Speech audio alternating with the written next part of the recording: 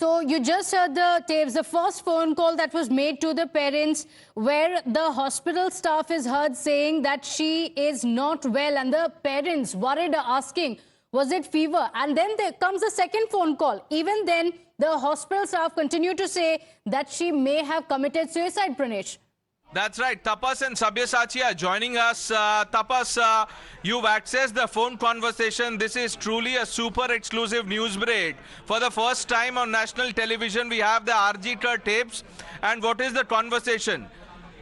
The official from the hospital calls the father picks up and he gets to hear that she is unwell. Can you come to the hospital immediately? To which the father says, what exactly happened? Then the official from the hospital says, she is unwell, we are going to admit her. Can you please come to the hospital immediately? The father says, but can you please tell me what has exactly happened? The hospital official says, doctors will tell you once you come here. We managed to get your phone number. And as family members, we wanted to inform you. The father says, can you please tell me what has happened? So you're persistent in asking that question, that what has gone wrong. The official says patient is unwell, she has to be admitted. When you come here, doctors will inform you. The mother comes on the call and then she asks, does she have fever?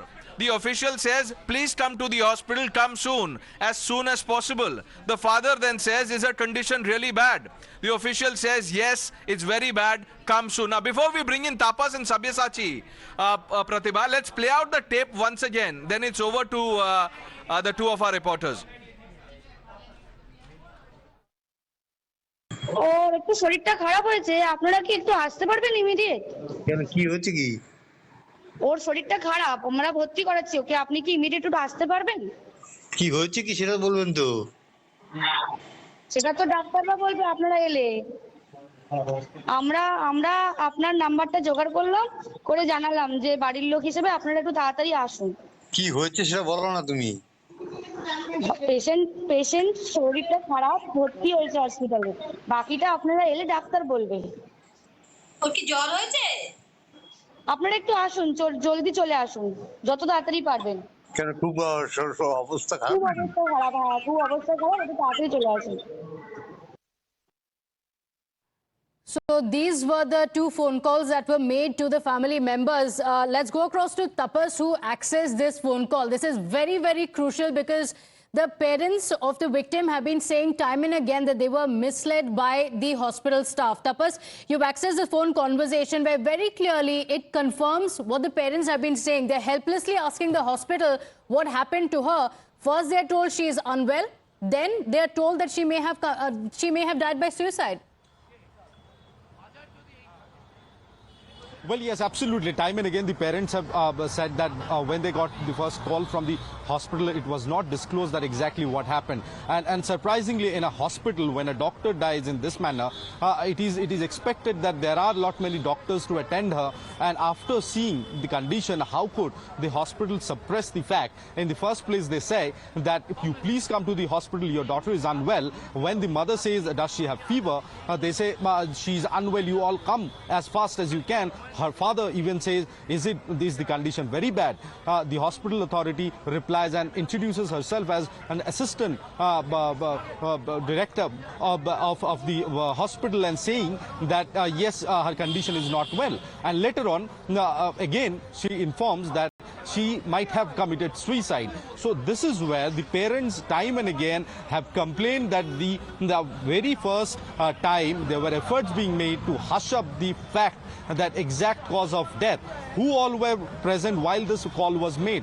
Who was this lady calling is something that the Kolkata police have also investigated, and the CBI is always investigating. And notably, CBI already registered almost 40 odd statements of different authorities of the hospital of RG Medical College and Hospital. So given the fact, it's very clear that something was fishy, something was being hidden from the parents of the deceased on that very fateful day when the incident came into light, and the hospital authorities informed the parent, because the general procedure is that it is the moral duty of the hospital to intimate the parents about whatever is being observed. But here it seems that in the first place they were informed saying that she was not well, but we can make out of it that while this call was made, she was already dead, and she was attended by several doctors present there who had seen this crime scene. So despite that, how come doctors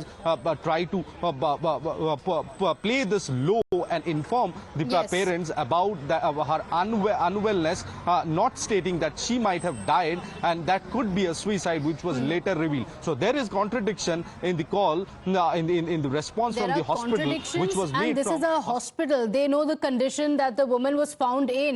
Why mislead the parents? Suppose request you to stay on with us. Let's also play out for our viewers the next conversation that took place with the parents that you've accessed. If that was call number 1, there was another call that was made to the parents again. Listen in. উনি suicide করেছেন হয়তো বা কিছু মারা গেছেন।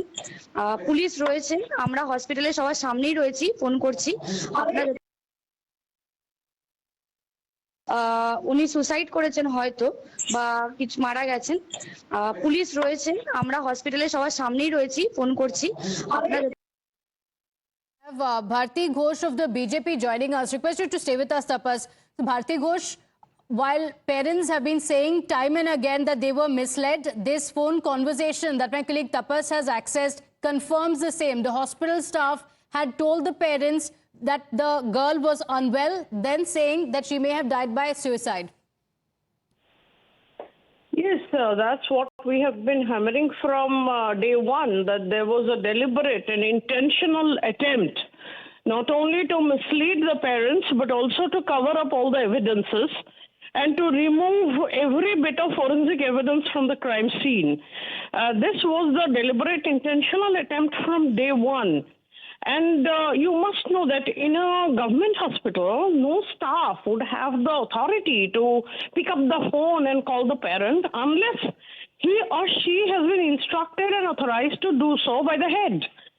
And in this case, a staff picks up the phone and says that first she's unwell and then says she's suicide, when where I could see that she has been mutilated and brutally murdered. So from day one, we have been hammering on this, that the government has not done its bit. It has actually waved off every responsibility that it had and tried to protect the actual criminals and the rapists. And this is not only the first time, it has happened in West Bengal time and again. And there has been repeated attempts by the government, very deliberate, very intentional. Okay, deliberate attempt to hide what had actually happened. That's the charge from the BJP. Thank you for joining us. Tapas, can you tell us the timeline of when the phone calls had been made? We are told that according to the investigations as far, the body of the victim had been found about 3 to 4 a.m. Tell us the timeline of when the parents were informed. When was the first phone call made, after which the parents were called again? Well, the timeline says it was approximately around 10:50 or 10:55.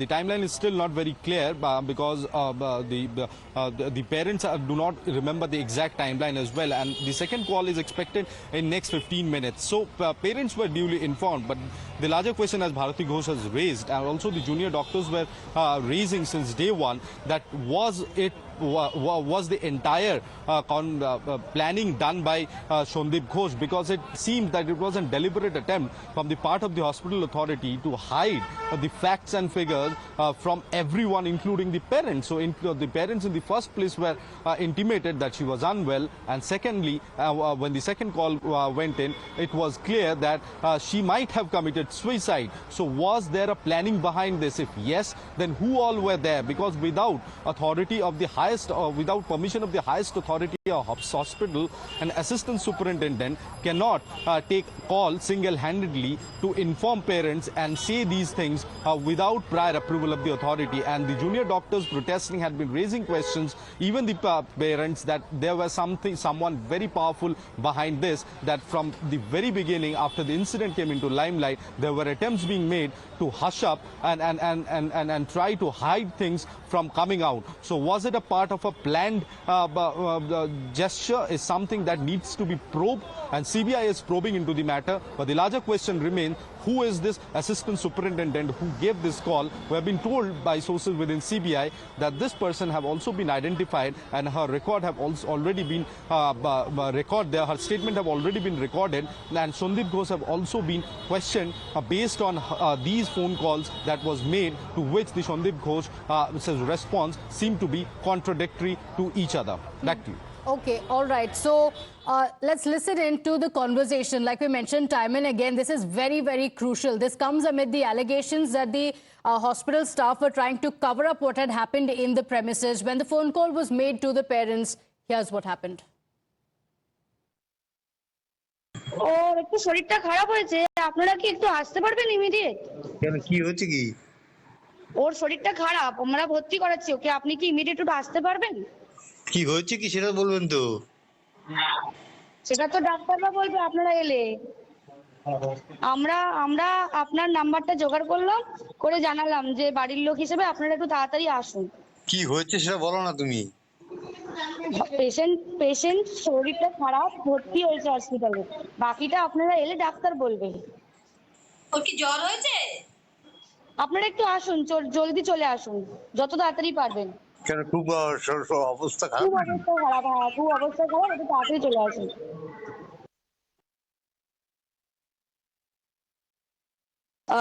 উনি suicide করেছেন হয়তো, বা কিছু মারা গেছেন। Police রয়েছে, আমরা হসপিটালে সবার সামনেই রয়েছি, ফোন করছি। আপনার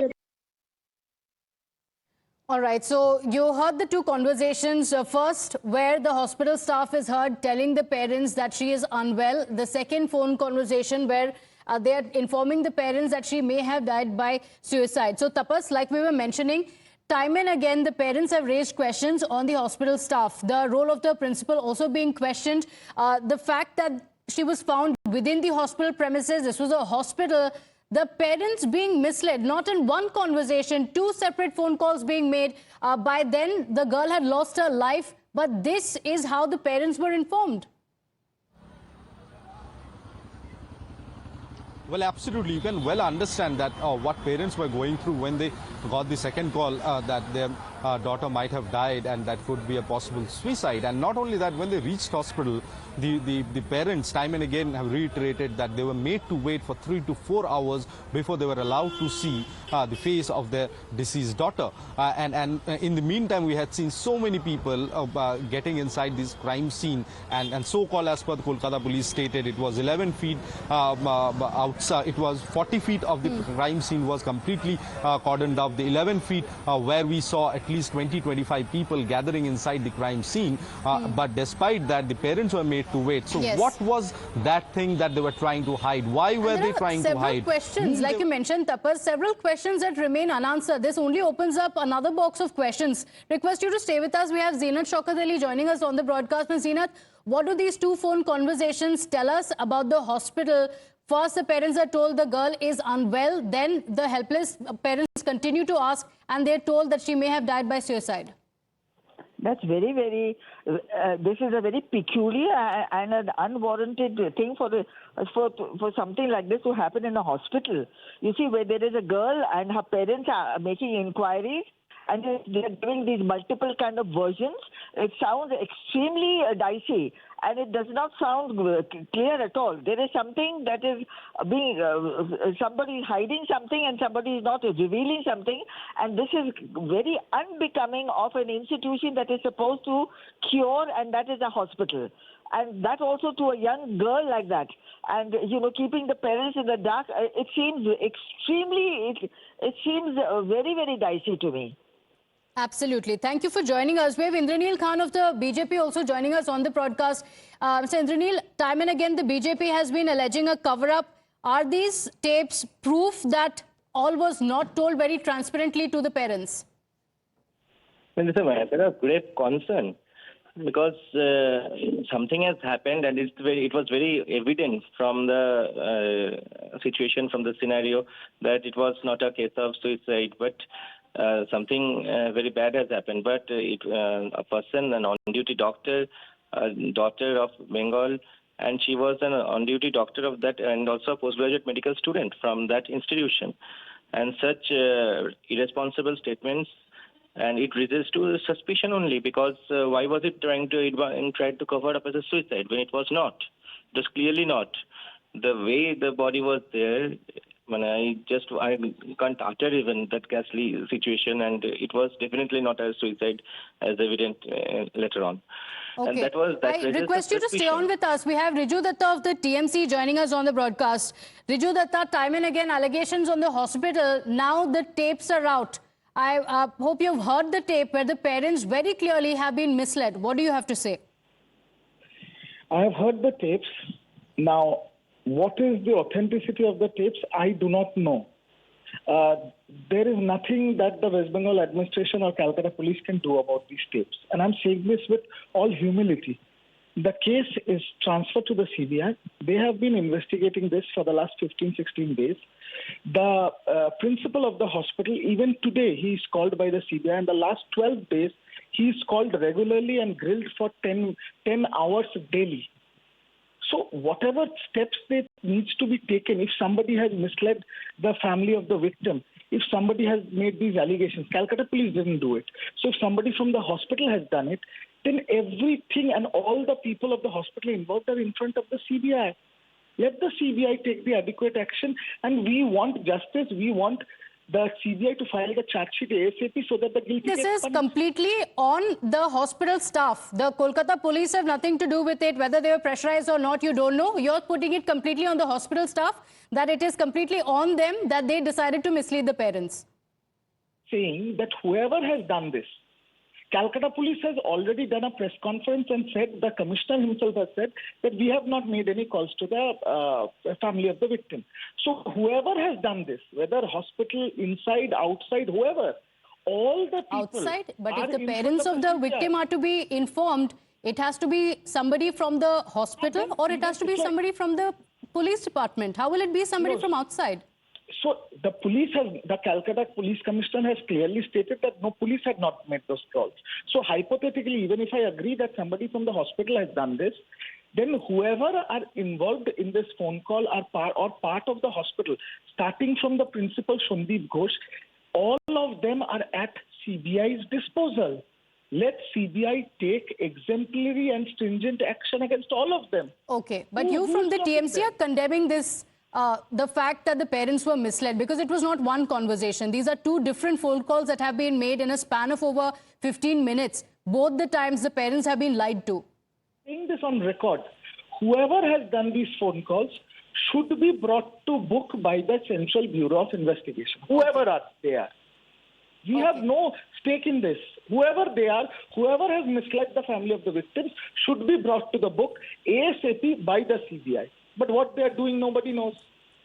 Okay, all right. So with Riju Datta, thank you for joining us. Let me go across to Tapas. Tapas, you've accessed these tapes. The first reaction coming in from the TMC that says, we don't know about the authenticity of these tapes. If parents were misled, then it's on the hospital. Well, yes, absolutely. Trinamool Congress have shrugged off all responsibilities from their shoulder. But interestingly, it remains to be seen what exactly was told to the assistant super prior making these calls. Because junior doctors have been saying that there was a complete, the entire scene of events were choreographed almost before informing the parents what should be told and how subsequently the replies would be from the hospital authorities. Now, as I said, the larger question remains that who gave this assistant super the permission to call the parents, who prepared the statement of the assistant superintendent, why after reaching the hospital, when they were told to come and reach the hospital as soon as possible, the parents claimed earlier that that they were made to sit for several hours before they could see their deceased daughter. So these questions need to be answered. Obviously, Sandeep Ghosh is someone the suspicion is on, but Sandeep Ghosh, as we speak, is being grilled by CBI for 13th day at a stretch now. So given the fact it is the hospital authorities, and obviously Sandeep Ghosh will have to answer that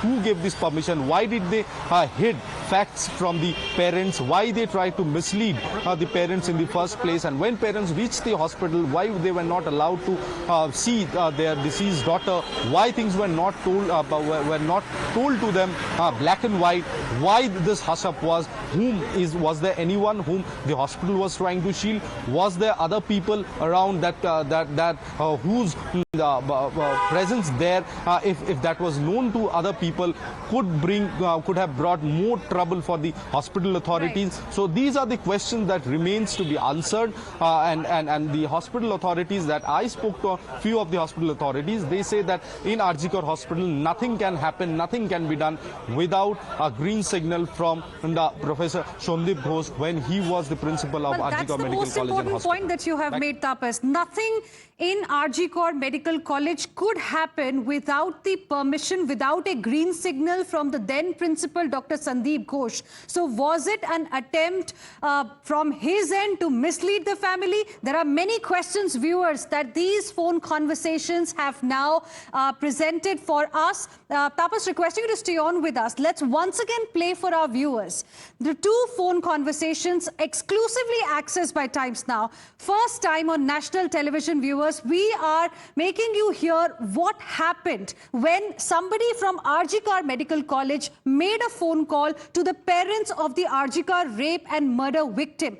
Listen in to what exactly was told to the parents after their daughter had died. Listen in.